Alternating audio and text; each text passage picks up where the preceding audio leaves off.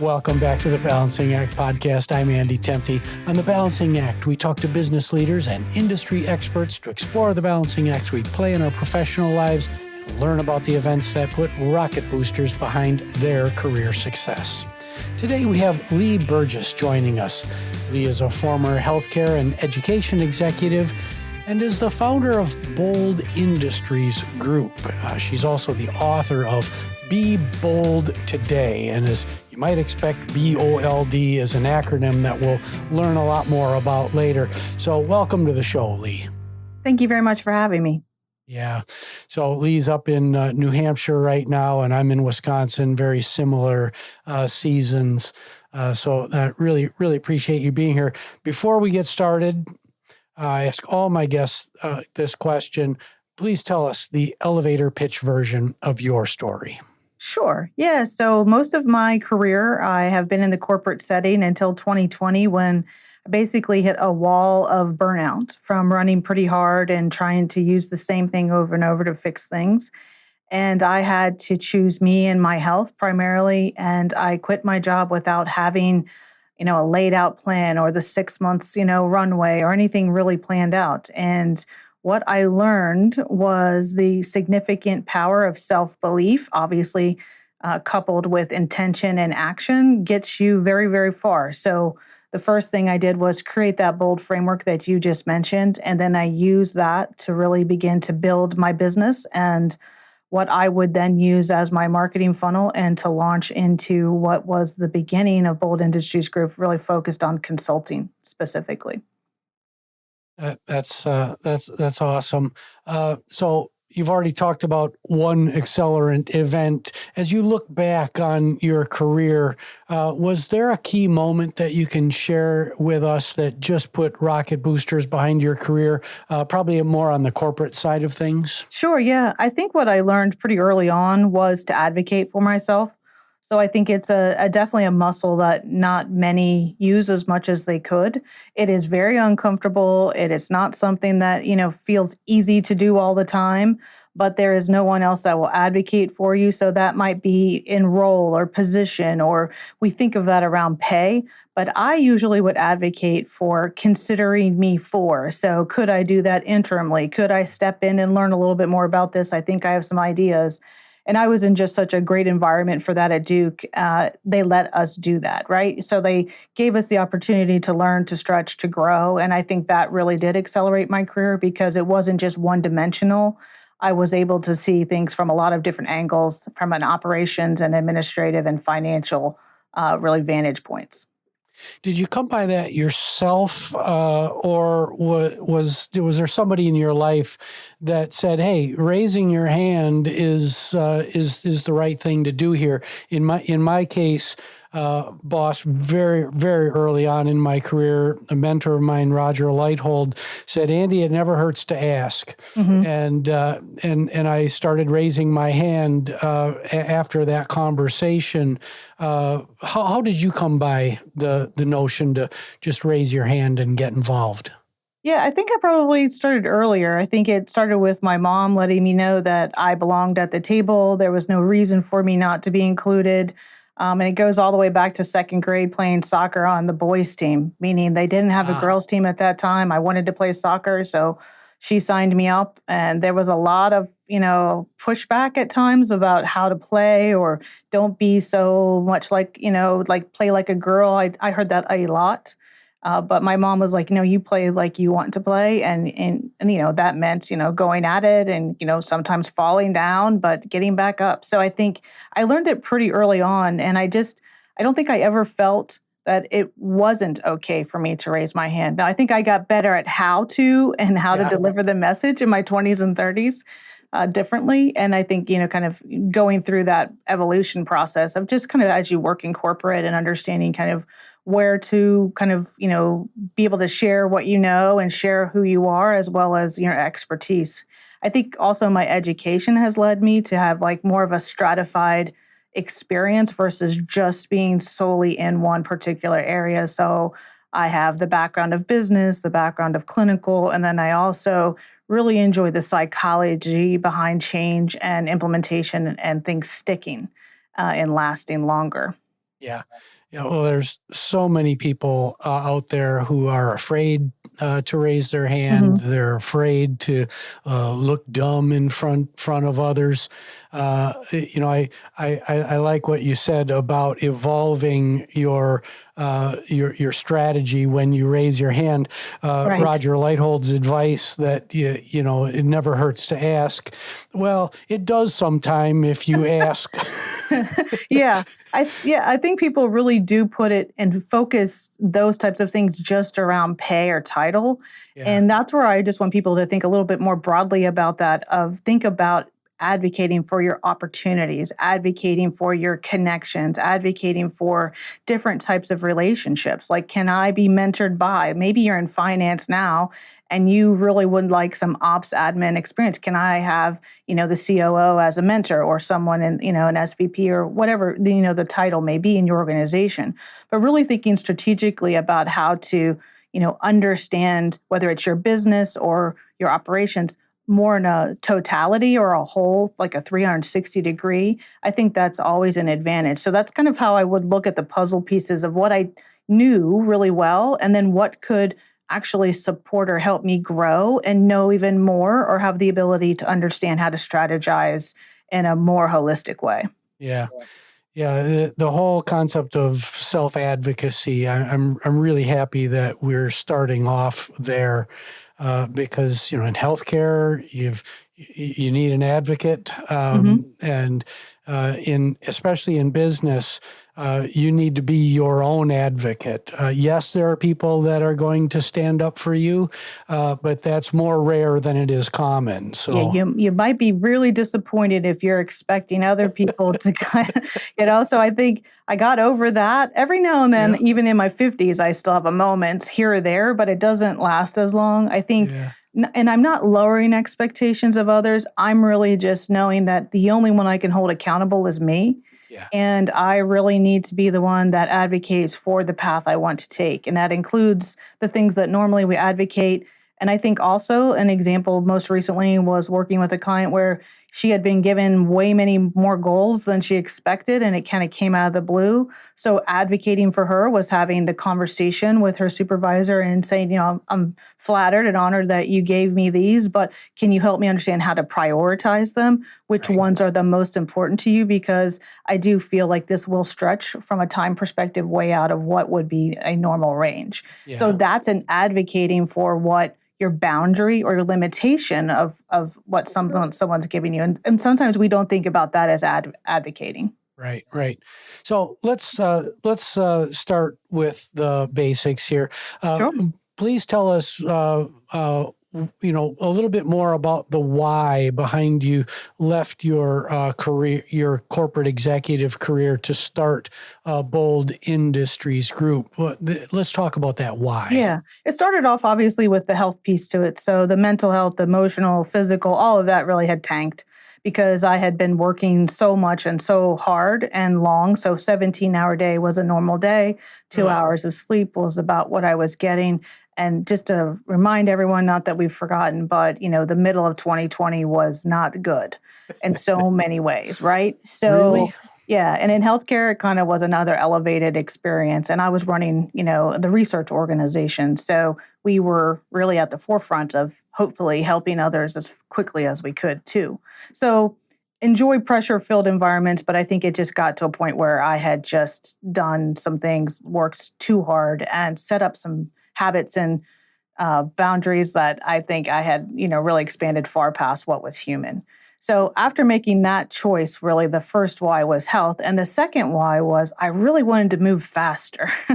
I felt like in lots of industries, but particularly healthcare, sometimes things move slower than they really need to, because of checks and balances potentially, or levels of bureaucracy, or just things that have to go through an elongated process that maybe have not been updated in years. And so I think that played a big part of my burnout, was just knowing what we needed to do, but not being able to get there as fast as we could. and feeling like an imperative and sense of urgency around it. That probably was, like a level 10. So I wanted to be able to work with more individuals and maybe even outside of healthcare, and to do it in a way that was more strategic and also faster. So that's actually why I created the D90 consulting model, which is really based on designing and radical prioritization within organizations and working in 90-day sprints to accomplish it. Sure. All right. Well, let's get to your book. Okay. I got to make sure I don't drop everything. So those over there, you that are watching on video, here's Leigh's book, Be Bold Today. You can pick it up everywhere books are sold. Walk us through the BOLD acronym, if you will. Sure. Yeah. So when I left, one of the things I needed was some type of path or framework or process, because I'm one, very visual, and two, very process oriented. So I actually created the framework to help me get through and define what's next. And the first thing I had to understand were my beliefs, obviously from a wellness perspective and a mindset perspective, digging into those and understanding how they were helping me, hindering me potentially, or maybe even holding me back. So really unpacking those and moving into ownership, which one of the things I identified was making sure that I didn't over-own what I what I didn't need to own. So an example of that is I owned a lot of things that went wrong or weren't going right, and I would just keep taking more and more of those on, and I would truly skip over the success or accomplishment or things that were going right. So it is a rebalancing or realignment of what is working as well as what may not be. And then taking both of those, packaging them up in a bow and getting into really the growth mindset of how am I applying what I've learned, or am I still continuing to do the same thing over and over, even though I know better not to? And I think that's just really a piece sometimes people think they're doing, but doing it at a much deeper level of application. And then the D is design, really letting you design your life the way that you want it to be professionally and personally. And that might be a career pivot. It might be moving around in the organization you're in, or maybe expanding your role, or it might be something completely different and getting curious about something new that, could be a possibility. And at 48, I was doing this. So I think there's also this idea, and I write about it in the book, about the myths around being bold. And one of them is like, it's too late to be bold. And I just really I wanted people to realize that your dreams don't expire, and that you truly can, begin taking those steps towards what you truly want and what can make you the happiest in your professional and your personal life. Yeah. Well, you'll be happy to know that at age 61, Nick and I, we released my first album as part of the music group, the rock and roll group that I front here in Western Wisconsin. I'm probably at the most creative point in my life right now. And so many people get themselves trapped in this mindset that life is somehow over at 40 or 50 or 60 or 70. And it's just not if you don't allow it to be. It's just getting good. That's what I think. Absolutely. Because you have experience, you have knowledge. I think, obviously you don't, maybe you don't move as fast or can't do as many sit-ups as I used to. But I think if I'd put attention to that, I probably could get back to it. But I think really it is just an opportunity for you really to claim what you really want. And I look at it more of as a becoming and awakening versus a mid-year crisis or, midlife crisis, that people talk about. I think we've totally changed the way that we talk about it. And I think people are also thinking about this there's got to be more to life than just kind of surviving our 40s and 50s and getting to our 60s to hopefully live. Like, you should be living now. Absolutely. Because a lot of times you get to your 60s and 70s and you got all sorts of medical issues, and this whole concept of, well, I'm going to wait until retirement to really live my life. You have no idea what condition you're going to be in. There's no guarantee, right? I mean, I think that's the piece too. I learned really early on in my life. So when I was 6, my brother, who was 11, passed away. An accident that was unexpected. But I learned at 6 that just because you're a kid doesn't mean you'll live forever. So kind of the Yeah. YOLO of my life has really been founded in that experience. And I think I just want people to realize that, tomorrow isn't promised, and putting things off or backburnering, what you really want, please don't do it. Like, Yeah. just take the first step. Just take the tiniest step towards it. Yeah. Well, we've got to take a really short commercial break, and we'll be right back with Leigh Burgess. Hey, it's Andy here. I've got a new podcast I'd like to introduce you to, The Saturday Morning Muse. Start your weekend with me by exploring topics that span leadership, business management, education, and other musings that are designed to support your journey of personal and professional continuous improvement. Subscribe today on your favorite podcast platform. And we're back with Leigh Burgess talking about coaching, growth, and change. Leigh, really quickly, we talked about the BOLD framework, what that acronym means right before the break. What really sets your approach apart from the literal sea of coaching firms that are out there? Yeah, it's definitely saturated. So I think what my message does is it actually connects with the people who are ready to claim their life or take agency in their life. And it's nice to see someone who's actually used the BOLD framework or seen the framework in real life. And they can see that in me, and they can see it in the things that I do. And I share the journey that it's messy. The journey's not always perfect. And as I always say, it's not butterflies and rainbows. There are things that don't go right. There are, $57,000 mistakes. There are things you learn along the way being an entrepreneur that I never realized I could.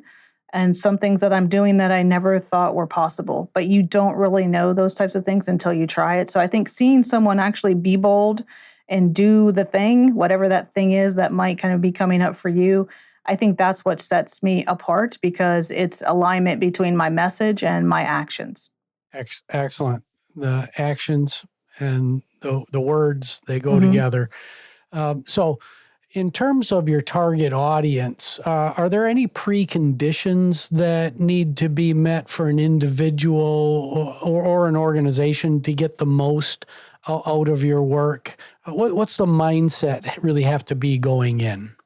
They have to realize that they have to take the step. No one can do it for them. I can't make you bold. I can't tell you to be bold. I can't give you the top 3 ways that you will instantaneously become a bold individual. You have to actually choose that. So one of the things I do on my podcast is actually ask people their definition of bold.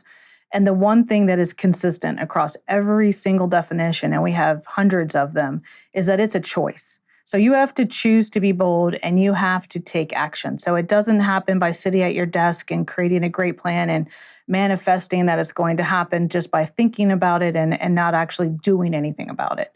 So you have to really be ready and be ready and willing to shift from this thinking mode to taking action. Yeah.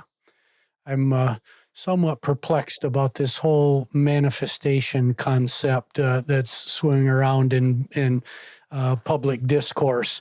Yeah, certainly thinking about it and talking about it is going to be helpful, but there's actually the doing. Right. I think that's where some people get stuck, or they think that writing something down 3 times a day or 6 times a day or whatever. I mean, I've seen so many variations of this, right? Yeah. And for me, I do think there is power in how you rewire your brain when you write it down, you say it out loud, and you visualize it, which are part of manifestation. But then it's the action that you need to take, and then loop it back into that again, saying it out loud. Like if you want to increase your business, or you want to, be able to take a trip, or you want to improve your relationship, there are things you're going to need to do, not just say. And so I think, sometimes people stop short of the doing part, or they think just thinking about it is going to make it happen. It certainly sets the mindset, the thinking, the writing down, and the saying it out loud and visualizing it. But then you're taking your steps, your actions towards it. And I think sometimes people don't take the first step. They maybe think they have to have everything defined or feel the most ready, when really the best place or the best time to start is actually when you don't feel 100% ready, because you're never going to. Right. You know that. Yeah. No, well, that nervous energy of am I ready? Am I not? That can really be a positive if you Mhm. harness it Yeah. in the right way. Yeah. So That's where belief is really important in yourself of maybe I don't have all the answers, but I'll figure it out. Maybe I don't have all the answers, but I know a lot of people who want me to succeed and I can ask or I can, combine that with what I can learn. And so those are two different ways to look at, not having it all figured out or not having everything perfected. yeah. So is this a great segue into the concept of belief conflicts Sure. in your book?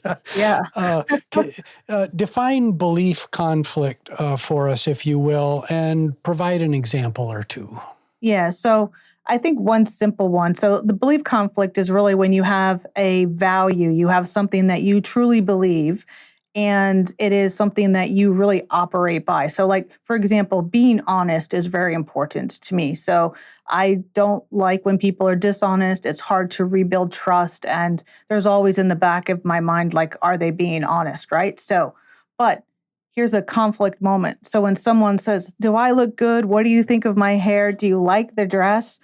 and it's your best friend and you don't want to crush her, but you're really not sure, that's a moment of honesty versus, should I be honest right now or should I kind of maybe sugarcoat it a little bit? Usually it's somewhere in between because your friend really wants you to tell her, but it isn't, being brutally honest isn't the place for that. So Right. that's like a really simple, fun way to look at kind of my belief is to be honest, but are there times in my life where maybe not being as honest or maybe not, Mm. in the level of what I would consider 100% honest is actually better or kinder or softer for someone to hear a message. So, a simple way to look at it, but those conflicts come up a lot. So, it could be also maybe a belief in your family or a belief of what everyone before you has done X, Y, or Z. So the belief in your family is that everyone goes to this school, gets this degree, and does X, X, Y, or Z. So even sometimes cultures or there's cultural norms that are expected too. You should be married by now, you should be having kids, and you don't want to do that. So obviously there's a conflict with regard to kind of what your family believes and maybe what you believe as well. Right. Right. So, Leigh, what haven't we talked about today that you're just adamant that folks need to take away from your work? Yeah, I think being bold is personal. So I think it's really, really important to remember to not compare ourselves to others, to not think that it has to be big and loud. I think that's a myth around being bold. Right. That sometimes, and a lot of the times, my boldest moments are in the quieter moments of how I talk to myself or what I'm figuring out or what I'm, really gathering resilience or tenacity around. And so I think being bold is something that you actually define. And I just want everyone to know that they have it inside them. They just need to free it by taking the first steps. And the book really walks them through all the way, through each of the quadrants of the bold framework. And at the end, they actually have their blueprint for how they would step into the world in the most aligned state. And hopefully that also aligns with their joy and their passion and their purpose. So take the first step and don't compare yourself to others. Make it personal. Yeah, and I got the book earlier this week. I haven't had a chance to read it cover to cover, but I can attest that it's very nicely laid out. It has exercises versus a lot of systems-oriented books just tell you about it without having you actually do something. Mhm. And so there's some really, what looks like some really nice exercises in here. Leigh, thank you for sharing your work with us. I've got a few lightning round questions for you Okay. that have a little fun with. And number one is you just won $100 million lotto jackpot, but there's a stipulation that 50% of the after-tax winnings have to go to one philanthropic organization. Who do you pick? Yeah. So it's a great question, and there will be signs when I win the lottery because I will have a lot of animals. So it would actually go, and I would need to pick the particular one since you just said one because it would be great to distribute it.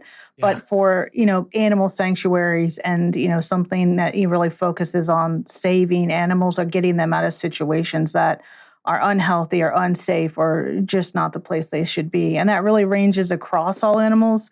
And if I had to pick one, I would probably pick dogs. So I'd start there.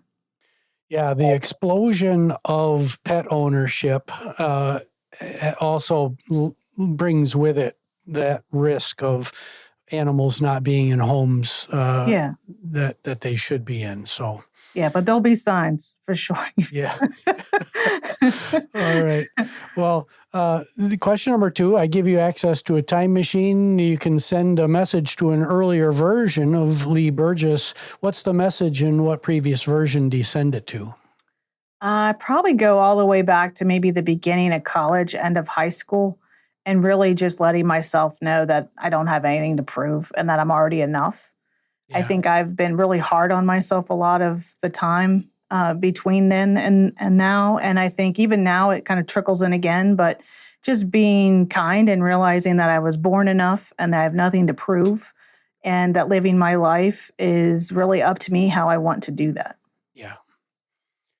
Yes, absolutely. And if only the earlier versions of ourselves would listen when we talk about Yeah, the worst critic that lives between our right? ears. Yeah, I might not have made some of the mistakes, although I know we learn from them, but Yeah, I could handle a few a few less. a few fewer mistakes. Yeah, Yeah, for the sure. few here or there could just not have happened. That would be good. Yeah. So we're all works in progress. We're all Mhm. development exercises. What are you focused on right now in your personal journey of growth? Yeah, so I did a lot of work, I think, over the last several years. And I think just like we talked about the evolution, I think one of the things I realized at the mid last year to the end of 24 was my people pleasing tendencies that I didn't even realize I had. Seems like a lot of people knew I had them, but I did not know. And if I don't know, I can't take action. And Yeah. I thought I was just helping people and wanting to be there for people. But there is a point where it goes past, oh, like just normal levels.